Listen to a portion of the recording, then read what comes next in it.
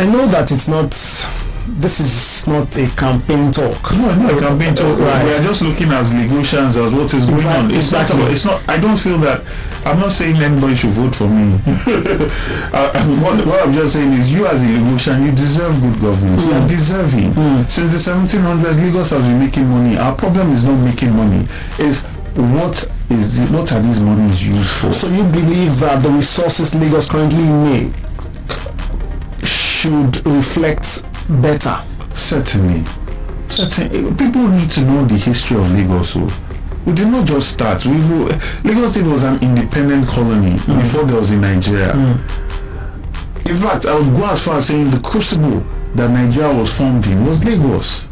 So the level of excellence is not by chance that it's called the center of excellence. The quality of people that were here, the quality of infrastructure that had already built a water supply system all the way from Egypt to Lagos Island as far back as the 1920s. Does that negate this modern, this Y2K perception that the current president created, so to say, built Lagos? That's rubbish. And you see, the problem as well is that a lot of indigenes of Lagos tend to be quiet, and they've left our narrative to be spoken about by a lot of people that just came to Lagos.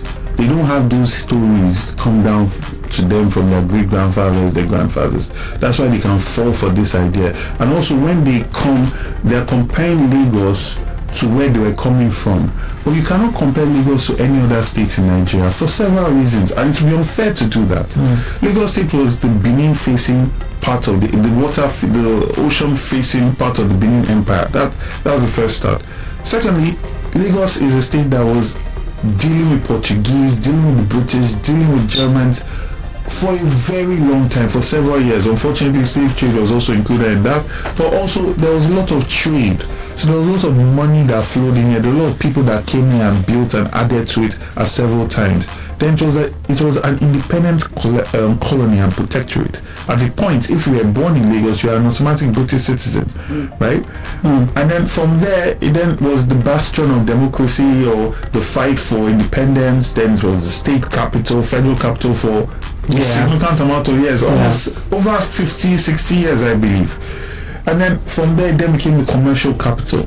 And when somewhere is a commercial capital, it means that people are coming there for trade and business. So you have a situation where resources from all over Nigeria have been pulled in to build this estate, to do this business, to employ this number of people. There's no other state in Nigeria that has had that privilege and that favor. So you cannot compare Lagos to any other state in Nigeria. You compare Lagos to other city-states. You compare Lagos to capitals, Johannesburg. You compare Lagos to Cairo. You compare Lagos to parts of Ethiopia, right? That's the comparison. But the mindset for many persons, would be, at least maybe those who have followed politics, still follow politics for some 2 decades or more, would be that one man created the blueprint of the. What blueprint? Have you seen this blueprint? Oh well, personally as a journalist, I've never seen this blueprint. But they talk about the blueprint. But what's the blueprint? What's the blueprint for education? The developments, seeing the infrastructural developments in Lagos, that's what they say. Well, I mean, it's not just about talk to make headlines in an interview. How are people's lives improved significantly in the last 2 decades?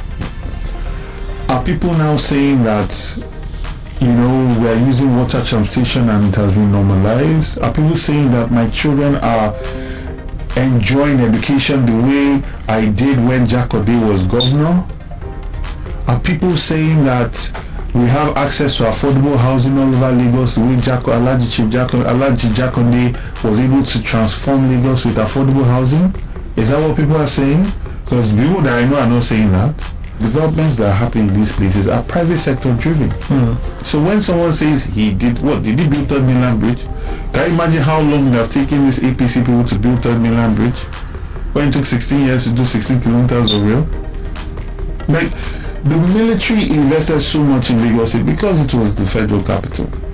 And there's a lot of benefit to that. I mean, we have reports. Yes, there's new ports that have been built. Lagos Deep Sea Port. These are private sector initiatives. Eco Atlantic is a private sector initiative. We're talking about the government. These numbers are generating. What are you doing with it? I'm not saying that they cannot produce an enabling environment for businesses to happen. And in fact, that's what I believe government should do. And that should be more than just their friends. We should not be seeing direct links to, oh, he's friends with this guy. These people are business partners, so there's an Eco Atlantic. No. We want a transparent environment that if you're a young man, you're able to raise capital, you don't need to know anybody in Alausa to join Loma and have your trucks provide service. Let's talk about that, the environment in Lagos. One of the talks at the time. Okay, we'll do for a break. Let's go to that break. Let's go to break, and then we'll come back, talk about the environment. I remember that one of the things you were mentioning back in 2023 in the build up to the elections was that Lagos is smelly. Lagos is dirty. Is it what they say? Is Lagos clean? You guys always believe that since only has a nose in this state. You don't smell Lagos. Go to Ibadan and drive back into Lagos. Just open your window when you're entering Lagos. When you see this is Lagos, open your window. But you did mention how Lagos before you come up with that again. Lagos appears dirty, Lagos is smelly, and things can be better. And you mentioned some of the things that you think should change. Have you seen those changes you hoped to implement if you had won? Have you seen those changes? No, definitely not. And I think most Lagosians will say, have you seen changes? You that are asking the question. Is Lagos cleaner? This is not a Gbadebo is complaining about Lagos situation. We're not Lagosians, right? We saw the whole attempt of apparently making Lagos more resistant to flooding, right? Where they went on a demolition spree. The commissioner of demolition is what I call him, demolishing people's buildings and things like that, right? And you have a situation where you're doing that, but then all the canals that you have are overgrown with weeds. I was driving yesterday and I said, let me just drive past some canals. They are overgrown with weeds again. Now the question is, what is the sustainable maintenance plan?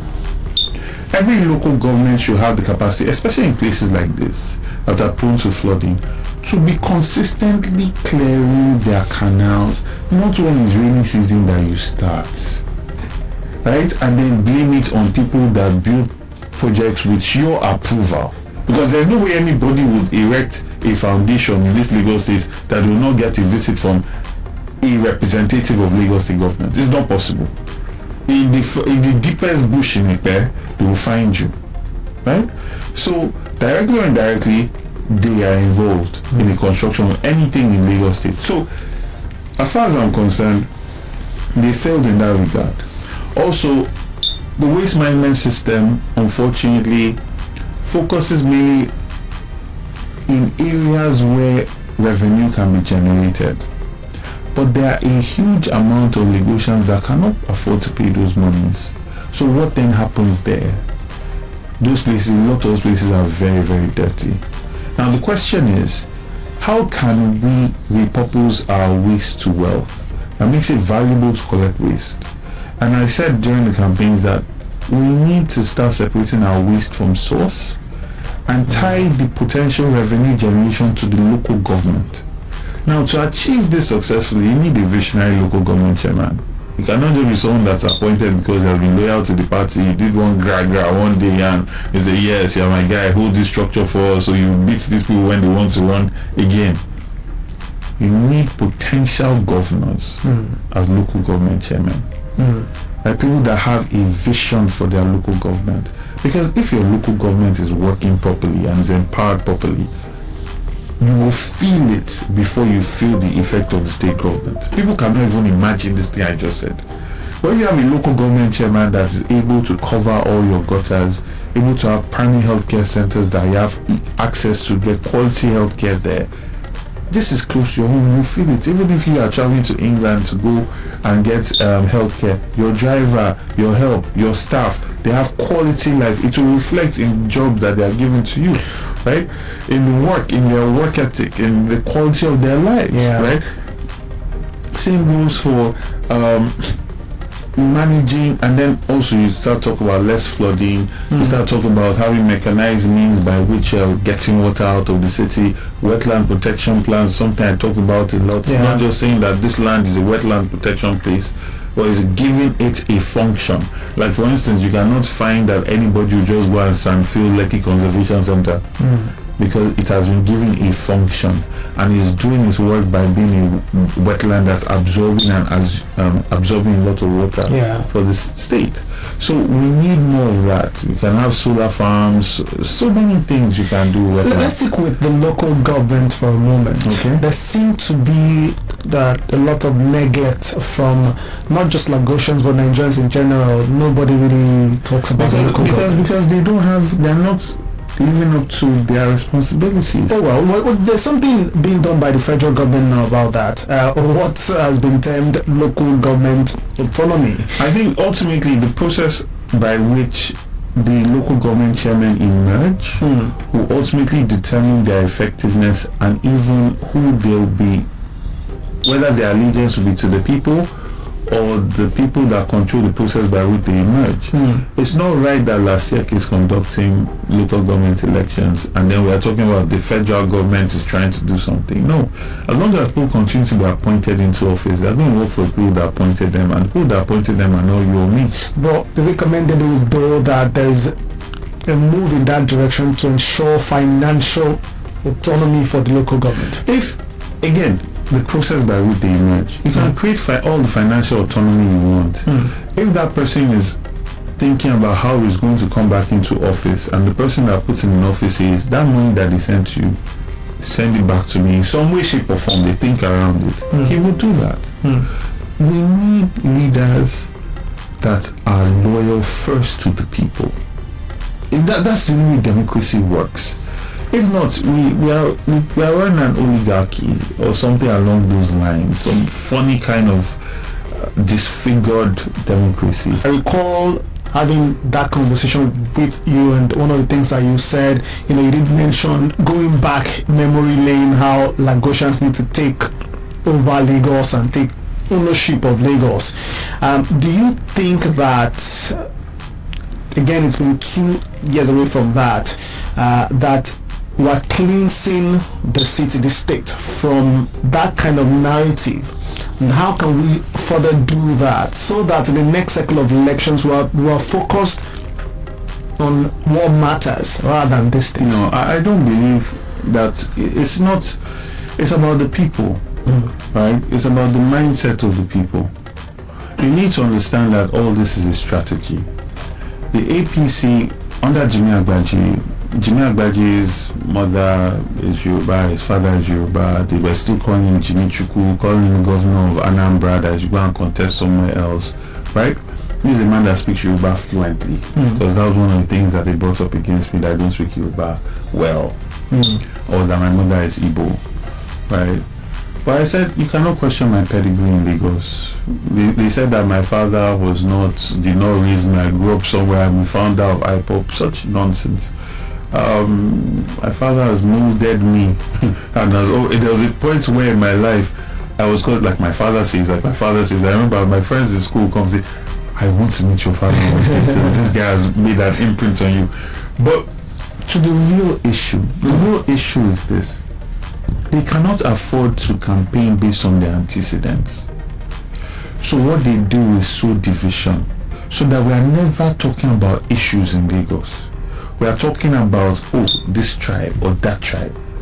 Lagos State is one of the biggest commercial cities in Nigeria. Yet your politics goes down to tribe. But it's a constant strategy. With Jimmy Agbaji, there were people threatening to drown certain people in Nagoon. Right? Why couldn't you just come? You've been in control of this state for over 20 years. You should have things to talk about. You should not have to resort to violence if you have been doing well. You should not have to resort to intimidation if you have been doing well. Your work should be able to speak for you. But that's not the case. They threw out all these sentiments and everything. It's never from the opposition. Yes, there's a growing voice that is getting louder of Lagos indigenes saying we want to be able to control the affairs of our state. And I think that's fair. The way I think it's fair that an Ibadan man wants to be chairman of an Ibadan local government, and he might feel funny that an Ogbomoso man wants to come and be chairman of an Ibadan local government. The same way I feel that it's fair that an Ekiti man will say that an Ekiti man should be governor of Ekiti. An Ekiti man will not sit down and watch an Oyo man come to Ekiti and say he wants to be governor. Neither would an Oshu man look at an Ogun State man that's coming to Oshu saying he wants to be governor. They remind him where his father's house is. Right? And there's nothing wrong with that. It's about fairness, because the Anima Shaun or the cannot go to Ogun State and go and contest for office. Lagos is not a vassal state. The fortunes and the greatness that's come to Lagos is because of a thinking, a philosophy of the Lagos indigene that has been a welcoming one, and that's why there's so much prosperity that abounds in Lagos. If other states believe that their philosophy is like that, then you should use that philosophy to create another commercial viable city like Lagos. Because of time, I have just a few more, but because of time, I'll just compress them, and then we can. By the way, Lagos, you can send your calls. You can send your questions more like via calls. You can send your thoughts to our socials. For another 15 minutes. All right, fantastic. Fantastic. Yeah, he just said that live, and you can hear that. So we have a bit more time for further conversations. And of course, you can join the live stream that go to Facebook, or you go to Instagram at FM Radio on Instagram and be part of the live stream. Drop your comments there. We'll definitely take your questions. You can use the hashtag the FM Morning Show and join the conversation via socials as well by tweeting at FM_radio at FM_radio with the hashtag the FM Morning Show. You can send WhatsApp messages to 0703 2277338. Again, 0703 2277338. Number to call to be part of the show, or to send a message to WhatsApp. You can as well call 0909 555 1039. Again, 0909 555 1039 to be part of the conversation this morning. Okay, so yeah, very quickly, I just it just came to mind. I think that popped somehow yesterday. I don't know why on my screen, and just a reminder of one of the major things troubling Lagos for many persons. That's the youth population, right? The youth population, and I recall you saying that you would the headline. Now let me mention the headline, and I recall one thing you said to me back in 2023. The headline from other platforms was we would not tolerate the Gbadebo system, right? But I recall you saying to me that this group of young persons are victims of the system, of a failed system, of a system that just wants to use them and exploit them every 4 years and use them as enforcers. And it's a very painful thing to see how many young men are wasting their lives, are also being fathers that will create a new generation that do not really have fathers. People are not thinking long term. Your social fabric is about to become a complete mess because of the value systems that currently exist in Lagos State. And this enthronement of this bureaucracy, this idea of violence is the only way to be able to eat. Right? These are the engine of growth of Lagos State in terms of the youth population. They should be given skills. These skills should be given at the local government level, and these skills should then be organized so that industries, businesses can put them to use, and they can earn a living and be a productive element to society. It does not make sense that there are so many young men that are just standing in the way of other legitimate businesses to collect money from them. Do you think that's still very much there now? Do you think there's been any improvement from the last time, from 2022 to Has there been an improvement? Oh, well, from my perspective, yeah. I mean, Tell me, go ahead. What's improvement? oh, we're flipping tables now. I want to know. Yeah. It seems like it's only Gbadebo that's complaining about the problems in Lagos. So I want to know your opinion. Again, What have they done? Again, from my point of view, at least going by comments on radio, what Lagosians say when they call and the rest, it's still very much a problem. Okay. But you are very close to the system in quotes because you monitor these things. Yes. Yeah. First, if you think that there's been no improvement whatsoever, what can be done? Okay, so for instance, this concept of, I'll give you an example. Last week I was going to my office and then there was a dispatch rider. He was just doing his job, going to go and deliver something. And some guy just stands in the middle of the road, holds the dispatch rider, pulls him to the side and wants That's a to regular collect money sight. from him. It's not acceptable. Dispatch rider, these people are paying taxes to government. Those companies are paying taxes to government. They should be able to have free reign to do their business uninterrupted. Now, if there is a payment that's supposed to be due to a local government, there should be an official way that is paid, right? And it should be transparent and accountable. There should be accountability for it. That's not the case. How are you going to know that young man stopped that dispatch rider and put money in his pocket? How are you going to calculate it? How are you sure he will give him a ticket?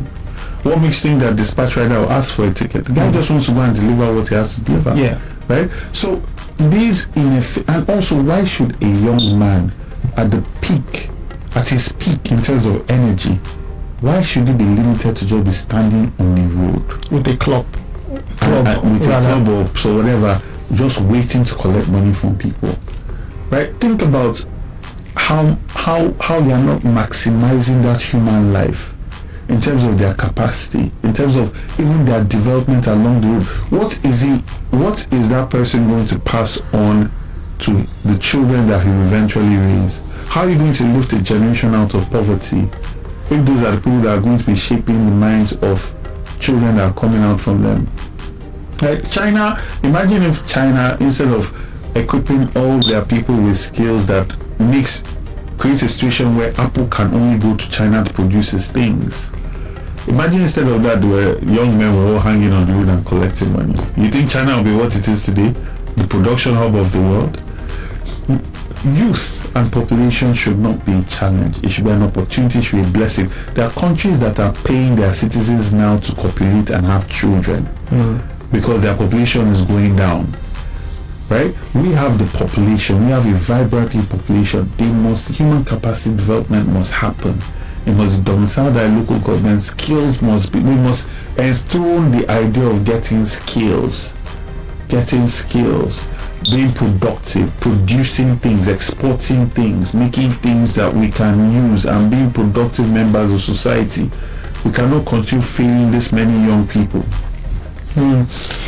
All right, Lagos, we'll begin to wrap the conversation this morning, but again, if you have questions, you can send them. We'll take just a few of them before we wrap. Send them via WhatsApp. We'll take them, and of course, send those via the live stream. You can go to Facebook or streaming live as well and drop your comment. Okay, as we go, one of the things that I found when we first had a conversation about you is how sincere you can be, right? And how, let's leave it at that, very sincere you can be.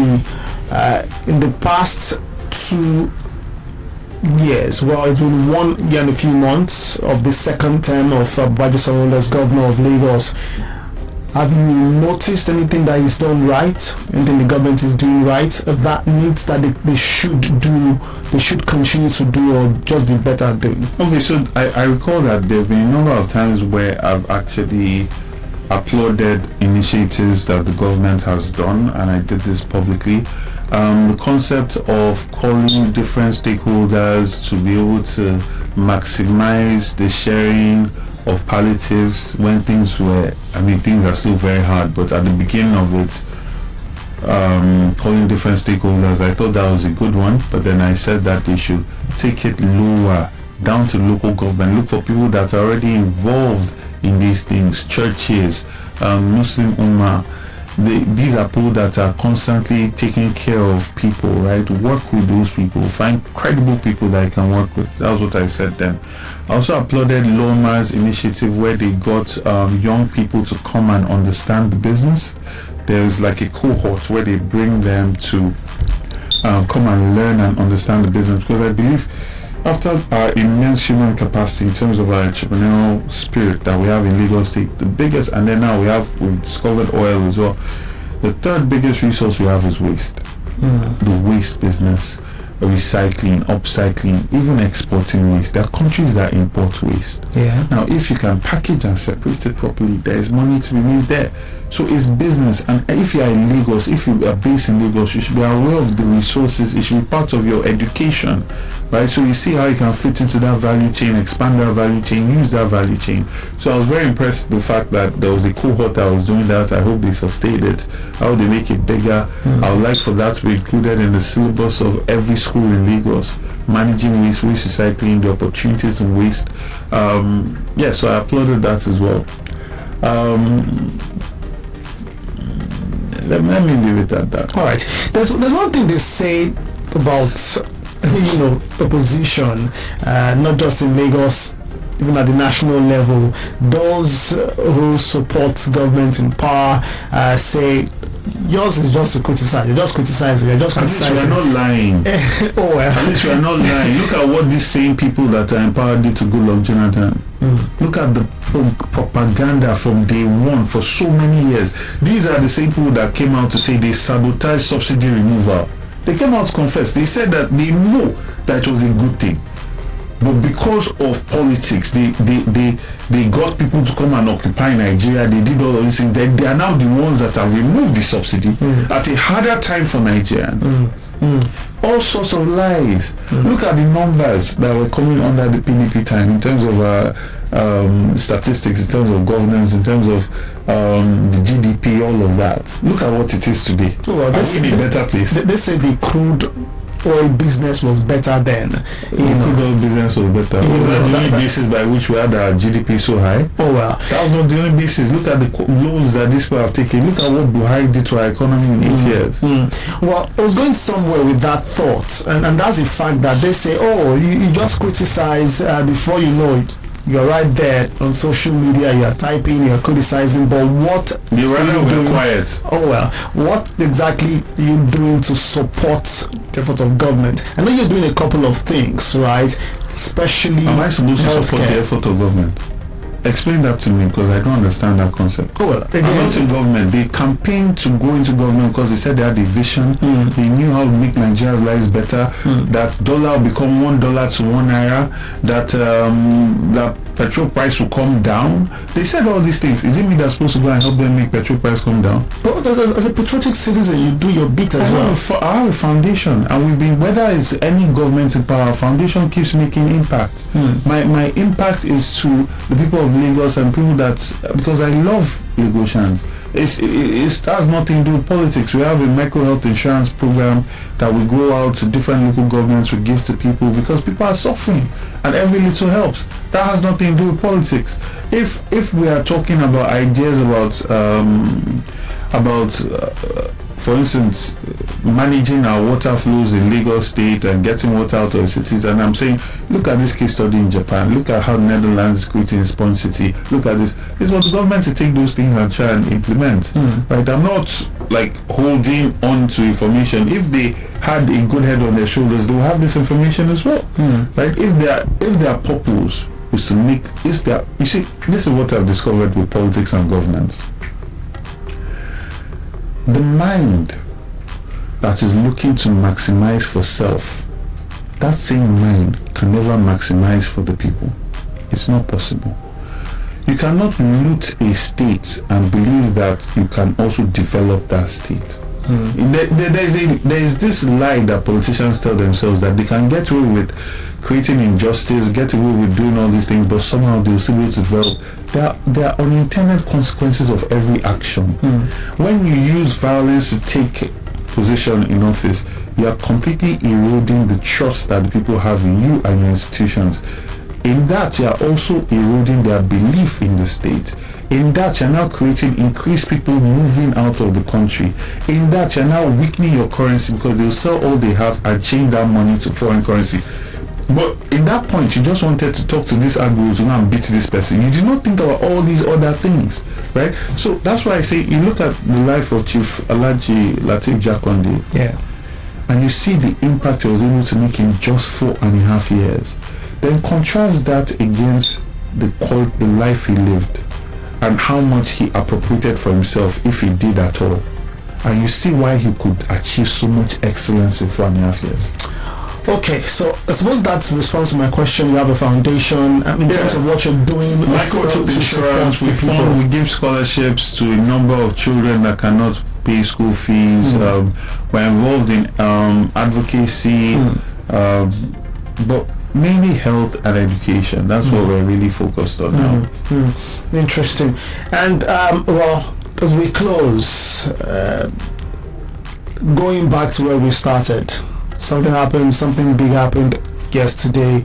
There's been a new leadership. As a matter of fact, one of the things that was said by some lawmakers who spoke with the press yesterday at the State House of Assembly complex is that the standing committees were dissolved and a new leadership will be formed in terms of those committees. Do you think, speaking politically, that if you now consider yourself a politician, right, that this is an advantage for the opposition, the bloc you belong to in the political landscape, to take advantage towards 2027?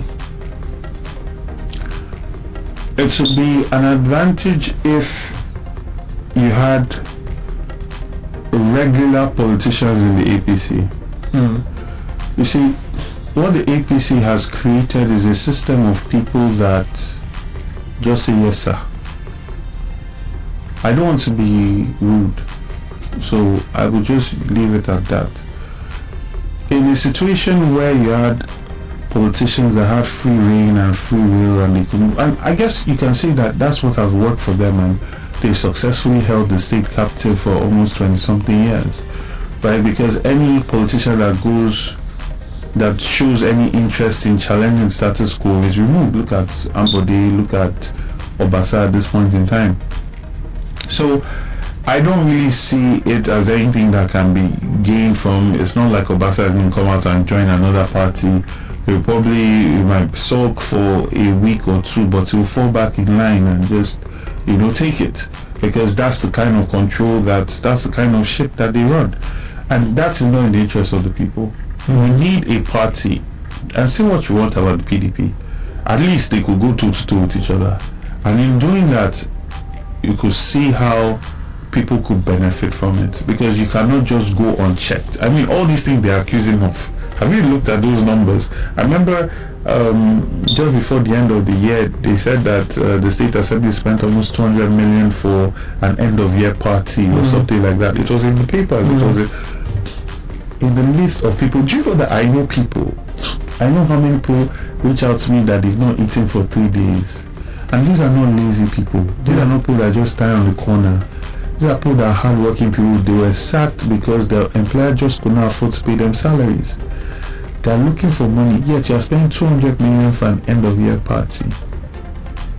Like, let that sink in, right? So, as long as you don't have people that are challenging for the interests of the people, it's state capture, and state capture never works in the interests of the people, and that needs to change.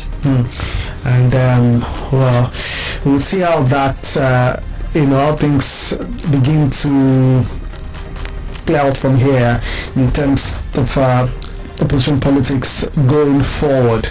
Oh well, several speculations these days. What's going to happen next? What's not going to happen next? Will more persons begin to say rise, will more voices rise in support Wasa? Because even just yesterday, some persons were arrested, some supporters who say they are youth leaders. Yes, youth leaders from. I saw some people that looked as old as my father's son. Youth leaders. They're still young. They're still I mean, if their Baba in the office almost is in the 80s, they are youth leaders, huh? Oh well. Okay, Lagos. Okay. You might do want to call back very quickly because we got to go. You can call back. I don't know if that was a beep or you intended to call. Okay, let's take this one. Let's take a few calls before we go. Oh well. Do want to call back? Maybe we need to call back. I don't know. 0909-555-1039 is the number to call to be part of the show. Again, 0909-555-1039. Hello there. Good morning. Hello? Hello? Hi, good morning to you. Yeah. Yeah, okay, good morning. Good morning, sir. Yes, you're welcome, sir. Yeah, concerning the impeachment of Basa. Yes. My own worry and concern is that the crime they are accusing of, is it possible that it is only Obasa that committed this crime? And when did this crime was noticed? That it was after he came out and he made certain pronouncements concerning the gubernatorial whatever struggle in Lagos State, that all of a sudden this impeachment took place. All right. Oh, well. Thanks for joining the conversation. 0909-555-1039. Do you think that there are those who believe, again, this is some thoughts of seeing via social media, in some groups, they belong to as well, whispers and thoughts here and there, that this allegations of misappropriation and the rest is in a bid to silence the man. 100%. 100%. I mean, that's how we started this conversation. But if you're not guilty, you can't defend yourself. That's what I'm saying. They will not, because there is a grueling process that happens in the APC, right? Free thinkers, people that have a vision, their own unique vision, and actually intending to implement it in the interest of the people, they don't go far in the APC. And I still say again, it was only under Gowon's government that I saw somebody, there was a fire. They called the fire, an ambulance was there in less than 20 minutes. Not ambulance, the fire truck was there in less than 20 minutes. Yes. I saw his vision for Oniko and a number of other places. I know what to try to do, the waste management system. But we saw how he was dealt with, right? So there's no space or allowance for putting the interests of the people first, as far as I'm concerned. Would you say you are more? You've seen a full term. You've seen the second term of Governor Babajide. Would you say you're more impressed with just one term of somebody, while his 2 terms so far? I cannot be very hard on Governor Sanwo-Olu because of the process by which he came in. He came in to replace somebody that showed innovation in his thinking and was just removed. So he's not going to rock the boat in any way, shape or form. He's just going to take the instructions that he's given. I think that you're rocking the boat in your view. How has he rocked the boat? Give me one instance. Like what? Oh well. When I say rocking the boat, it's like, for instance, challenging Alpha Beta, challenging declarations of monies that are being paid. Okay. It's like holding institutions into account and questioning, why is this person getting this contract at this price? How can we get more money so we can do more things in favor of the people? That's what I'm talking about. It's not being a steward for the people that have implemented the state capture of Lagos and everybody is happy, you're a good boy because their money is still flowing. No, that's not what I'm talking about. All right, Lagos, we've got to go. But it was a good conversation. Yeah, thank you so much. We appreciate you stopping by the studio. I've been speaking with Gbadebo Rhodes-Vivour, former one-time senatorial candidate. One-time senatorial candidate. One-time local government chairman candidate as well. Okay. You know, people just think I came out from nowhere. Who is this one again? Where is it from? Yeah, I remember the first time. Do you remember how we met? Remind me. It was somewhere around Gbadebo. Okay. Is that bridge that links Computer Village? Yes. Remember I know you used to what stay you're there, talking or that was your office or something. Okay. Yeah, it was just by the roadside. Cool guy. I just remember that this guy. I saw this guy on the news. He was talking so passionately about going to the Senate or the House of Reps or something then, and then it just dawned on me. Let me approach this guy. Okay. Yeah. And then I walked up, you were just there, and the height difference. I was like, okay, good day, Kingsley Bass is my name. I'm a journalist. Just wanted, I'm like, chill guy, just stretch his hand, and the next moment, okay, just take my card, call me, let's talk later. And since then, very, very, very chill guy. But yes, contested the governorship election in 2023 under the Labour Party. You're still very much with the Labour Party. Yes. All right. Okay. So there you go. Just before we go, your final words for Lagosians. Lagosians, please don't lose hope. You deserve good governance. You deserve a government who uses the Commonwealth of Lagos to benefit you directly. You must feel that your life has been improved year after year while you have a governor. And until you have that feeling, you must continue to participate in elections, in conversations about politics, to make sure that you have quality leadership, because we can afford in Lagos for you to have a good life. God bless you. Pay your taxes to Lagos. Okay. All the IGR that they're singing about is not from taxes. Oh well. There you go. Lagos, it's been an interesting conversation indeed this morning. Javi himself attested to that. But we're back for more conversations tomorrow. You know what time it is, 9 o'clock in the morning. Don't miss that. You're not sure who's coming next, so you don't want to miss that. And of course, we'll review the papers and talk to you about major happenings in the country and around the world. Kingsley Bass is my name. It's been the Lawfare Morning Show. Stay tuned for more. The news comes your way at 12 noon, so don't miss that. I'll catch you again on the radio tomorrow. God bless you. Bye for now. Thank you.